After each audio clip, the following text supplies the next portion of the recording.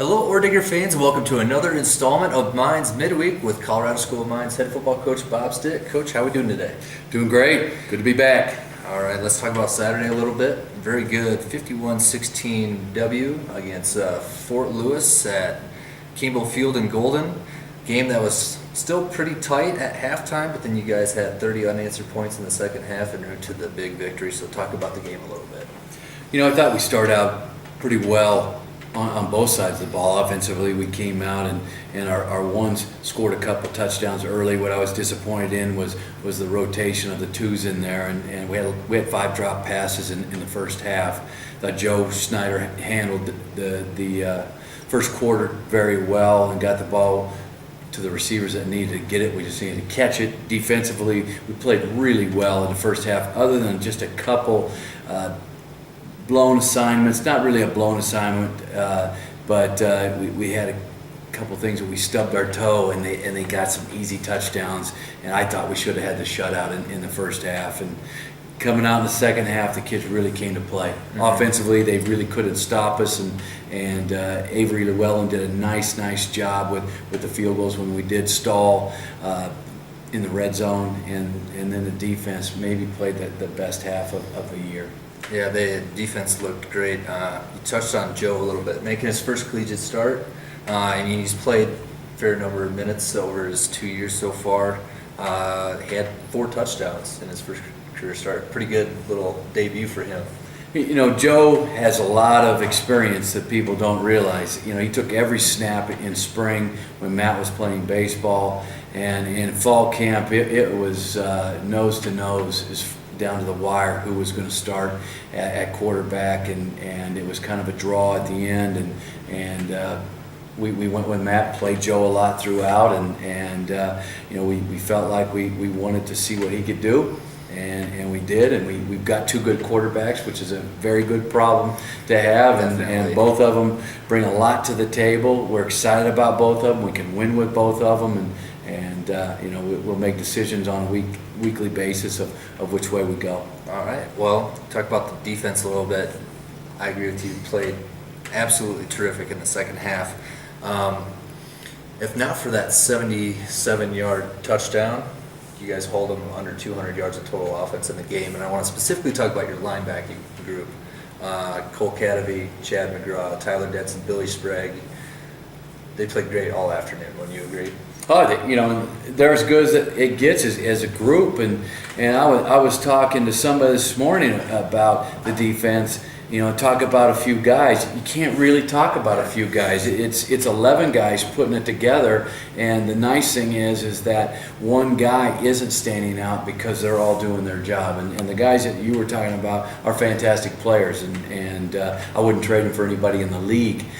But it's kind of a no-name 11-man group of guys that just bring it every week, and that's what I'm excited about. And they definitely brought it this week. I want to talk about Chad McGraw a little bit further. He was named one of 170 national semifinalists for the William V. Campbell Trophy. For fans that don't know, that's basically college football's academic Heisman. Former quarterback Clay Garcia was a finalist for this award back in 2011. So talk about Chad a little bit.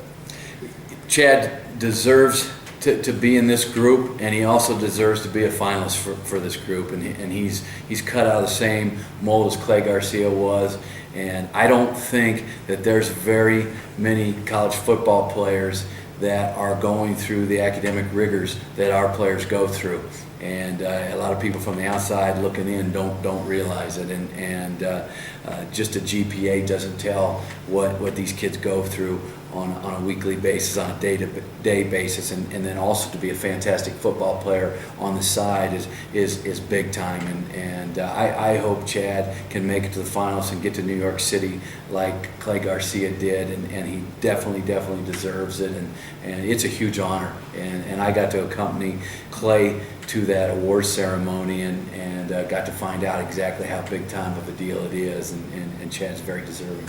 Yeah, Chad leading the team in tackles for loss and sacks, and he was one of the leaders on Saturday in the win over Fort Lewis.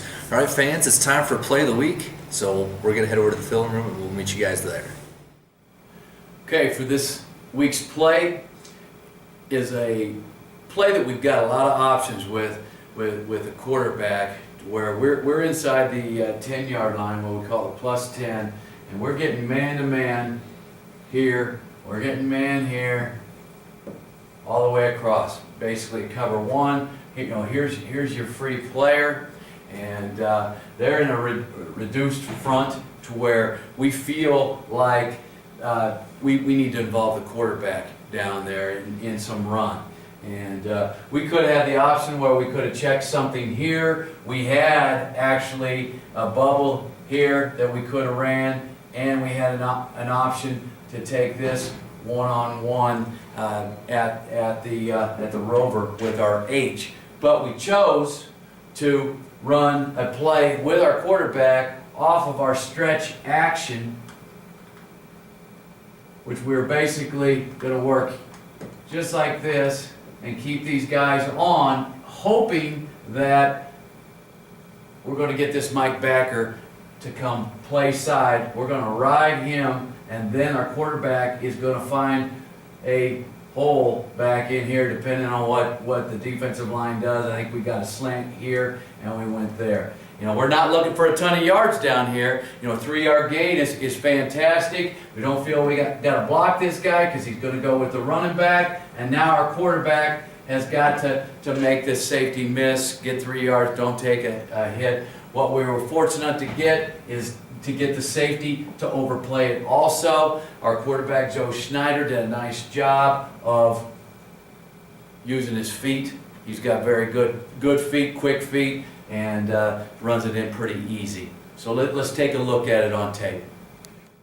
Okay, we're in a 3-by-1 set here, and you can see they're manned up here. The safety's going to help in the box, and they're in a reduced front, what we call bare front. And we've been running some of this stretch zone with our running back, getting that action. We're going to keep our left tackle on the D end, and then hope that the 3 technique slants, which he does. The linebacker's got to go. He's got to get out there to take the running back. Joe does a nice job with the fake, and then we're going to attack the line of scrimmage wherever we can get it, A gap or B gap. You can see out here, we had options to possibly throw the bubble. We had an option to work the H. We had the option to work the backside X. Joe pulls it. He's got great feet and gets it in. So we got 2-3 techniques in the nose. Do a nice job washing the 3. And the action is fantastic to get we just want to get the mic to this side of the formation. Joe does the rest. If the safety would have stayed home, we'd still had a good play. We just got to make him miss or get our 3-4 yards, which is good in the +10. When you're getting man coverage down there, then the other DBs aren't going to help. You're basically dealing with the box, and that's what as a defensive coordinator, if you're going to play man, you're not going to get much help. Joe did a nice job. All right, fans, that's all the time that we have for this time. Coach, good luck on Saturday. Just a reminder, the Ore Diggers are going to take on CSU Pueblo on Saturday at 6 p.m. at the Thunder Bowl in Pueblo, Colorado. We'll see you next time.